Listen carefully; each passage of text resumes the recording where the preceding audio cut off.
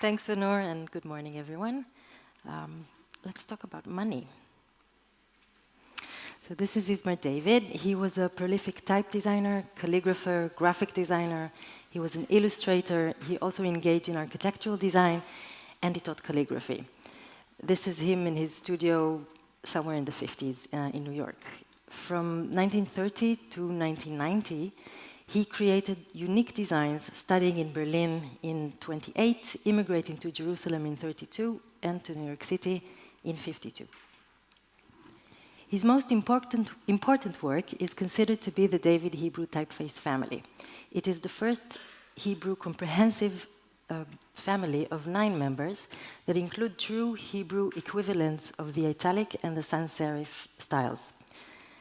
I started researching this family for my MA dissertation in Reading, and as I retraced David's design process, there were 2 things that I found particularly interesting. The first one was how David based his letter forms on historic Hebrew handwriting, and the second one was the way he adopted useful concepts from the Latin type and script, and how he was able to do so while staying true to the Hebrew and avoiding Latinization. I continued researching David's work at RIT, Cary Graphic Collection, where his archive is kept. And there I learned that David did not only excel in his groundbreaking approach to Hebrew type design, but he went a step further. He expanded the character set. I was amazed to discover that he created original new designs for characters that simply did not exist. Characters that didn't emerge organically from the Hebrew script, but could have been very useful for Hebrew readers. And it all started when I kept noticing mysterious characters that I wasn't able to recognize. These characters were never published, I've never seen them before, and the most frustrating part for me that I'm native to Hebrew, and still I wasn't able to decipher them. I had one clue, and it was that in all cases, the characters were drawn next to numerals, punctuation, and Latin currency signs. Now, you may think that this makes it quite obvious. It must mean that this is a Hebrew currency sign. But that wasn't my first thought, because I knew that at the time that David was drawing this, there was no such thing as a Hebrew currency sign. So after Israel was declared a state in 1948, it suffered political turmoil that gravely impacted the economic reality. And it took several decades for the currency to stabilize. During this period, it had various values, names, and visual representations. And the rapidly changing situation prevented the development of a definitive currency sign. And to set the scene, a very quick overview of Israeli currency. So after World War I, the British mandate governed the area, and the currency was the Egyptian pound. In 1927, it was replaced by the Palestine pound. In 1948, Israel was established, and there was a need for a state currency. And this was such an urgent matter that the banknotes were produced before the name of the state and the name of the currency were determined. So this was done even before there was a proper bank. The British name Palestine pound remained, with an addition in Hebrew, Israeli lira.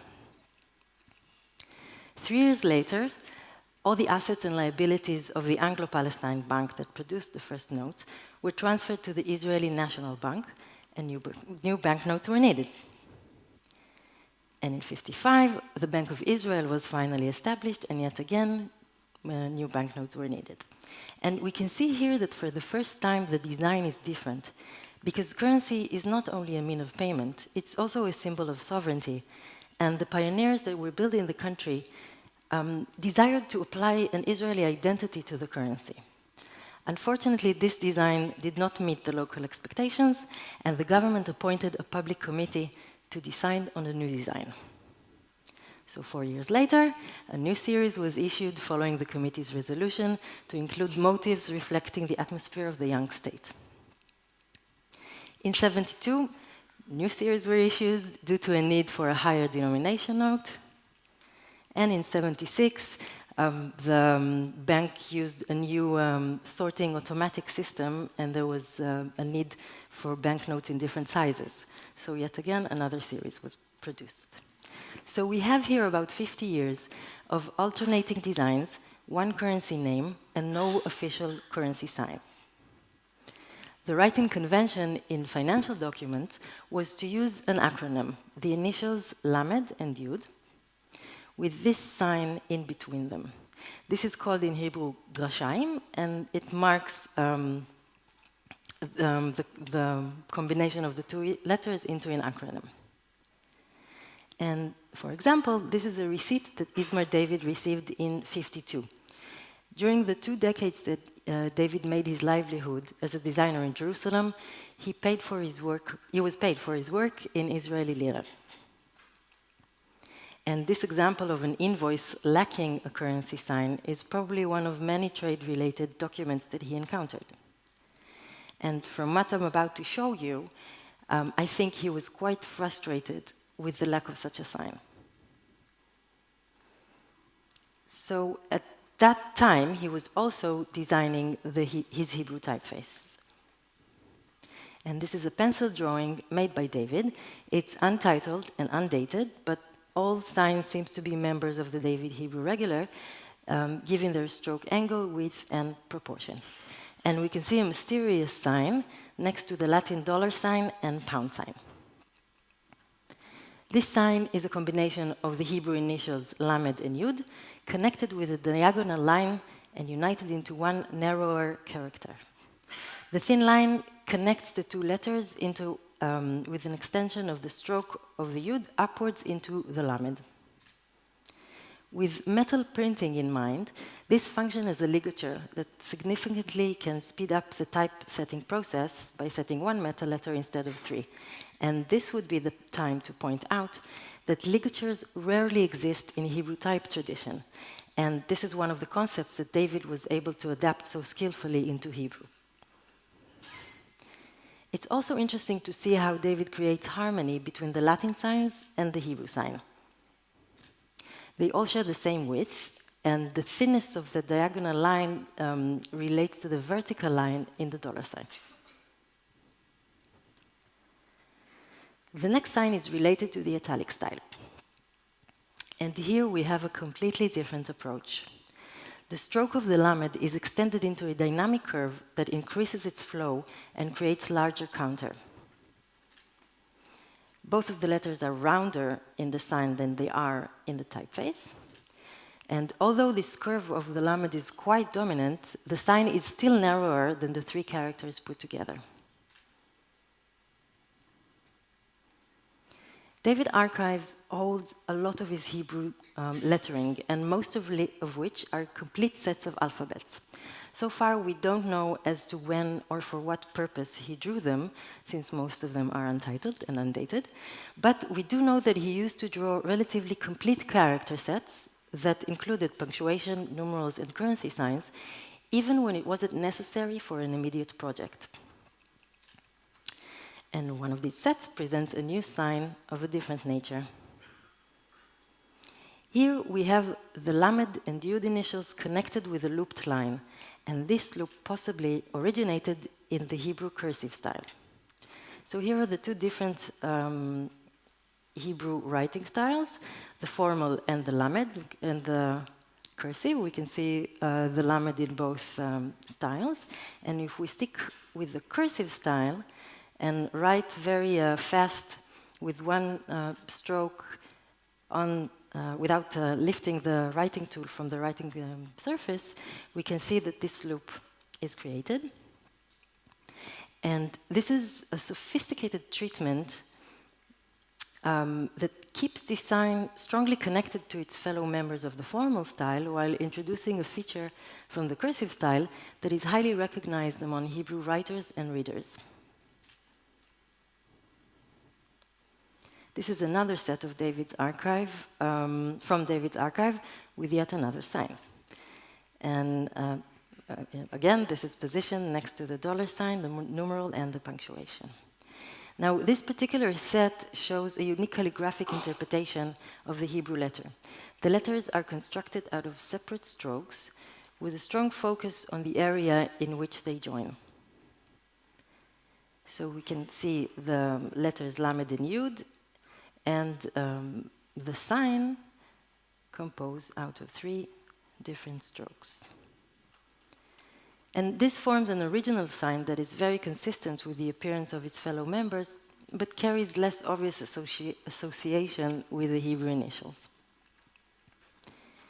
Perhaps, in a different typographic reality, all of these original designs could have been produced, adopted by Hebrew speakers, and maybe even continue to evolve with reactions to their use. But in this reality, they were all rendered obsolete when in 1980 the government replaced the foreign name Israeli lira by the biblical name shekel. At that time, an inflation was on the rise, and the government regarded the currency change as an emergency regulation to fight it. So 100 Israeli lira were now worth 1 shekel. It was decided to keep this emergency move a secret from the public. The operation, as it was called, was to be conducted as quickly as possible. To visually aid this operation, the government used this official currency sign. And it was printed on every check to mark its new denomination. Unfortunately, I wasn't able to access the Bank of Israel's archive, so I have no information about how or who designed this sign. I can tell you that its shape vaguely resembles the letter Shin, the first letter of the word shekel, and I can assume that the focus was to generate a bold visual distinction between the former Israeli lira and the shekel. I was very curious to see if this sign was adopted by the public, and was struggling to find more examples of its use besides it being printed on checks. What I did find was this lovely cover of a brochure made by the print house that produced the new checks and was definitely celebrating the sign very creatively. So you can see it's raining shekels, and there's an umbrella for a shekel, and even a watermelon shekel on the ground. But in practice, despite the existence of this sign, the currency was more commonly denoted with the initial shin of the word shekel, just like its predecessor. For example, this is a postage stamp that was designed to mark the currency's new name. And we can see that for the price of the stamp, the shin is used, the shin of the typeface is used and not the sign. Let's go back to David Hebrew.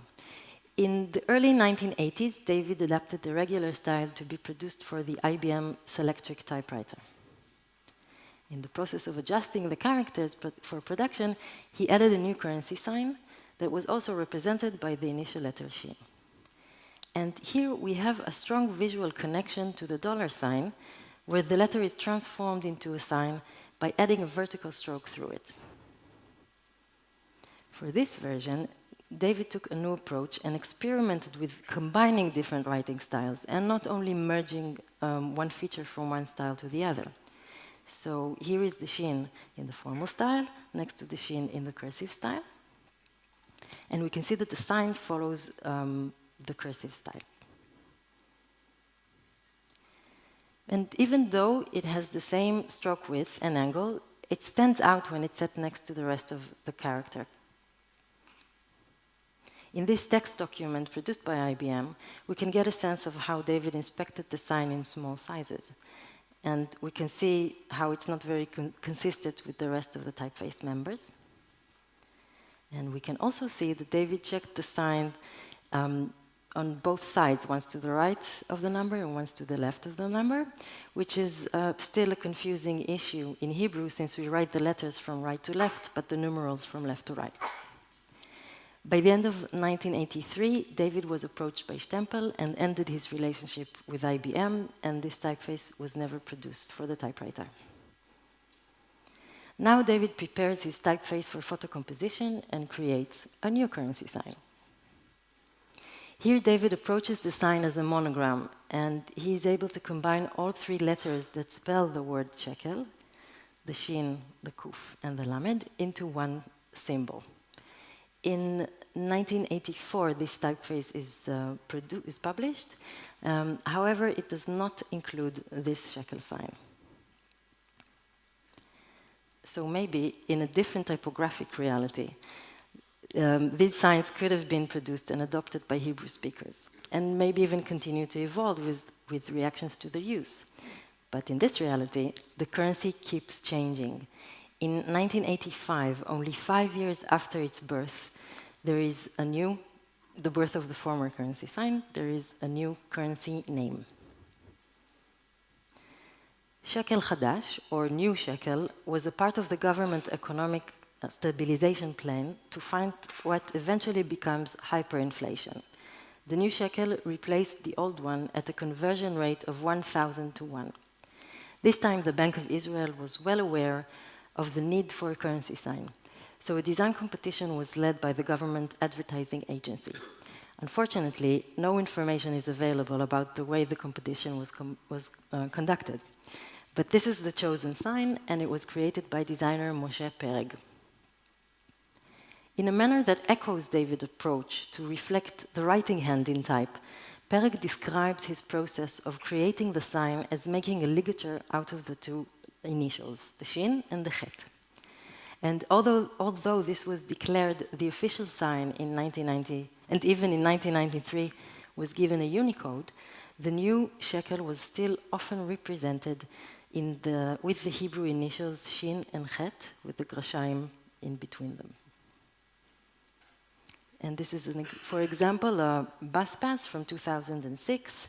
And again, we can see the typeface is used and not the sign. And now I want to talk about the digital, authentic version of the David typeface. In 2012, the original outlines were restored with great accuracy by Helen Branshaft, who worked closely with David. The new shekel design did not exist, so Branshaft created it in all three styles. In 2016, the regular style joined the Google Fonts project, and with corrections made by Meir Sadan, a David Hebrew Israeli currency sign is finally out there in the world. And this is a very recent example from the National Library of Israel's website. So why is this so exciting for me, and why I believe this is very important? I feel that in many ways, the story of the Israeli currency sign is the story of Hebrew type and typography. It's a story of an abrupt development and a rushed evolution. The fact that historically Hebrew was restricted to religious use and was revived as a secular language only in the 19th century leaves a typographic void that we deal with today. And I think that we can, and that leaves a typographic void that we deal with today. I think that we can fill that void, especially today, with technology on our side. Perhaps we shouldn't stop at just improving existing type, but also come up with needed, well-informed, creative typographic solution, regardless of the current typographic conventions. I believe that the starting point of that sort of a design process is research. And when looking into David's design solution, I see a unique case studies. These multiple design choices are a testimony of an ambitious and rigorous methodology, and we can learn a great deal from that. The diversity of David's approach speaks of a relentless effort to make up for the typographic shortage from which the Hebrew type suffers. And I think that we can, and we should, follow in his footsteps. Thank you.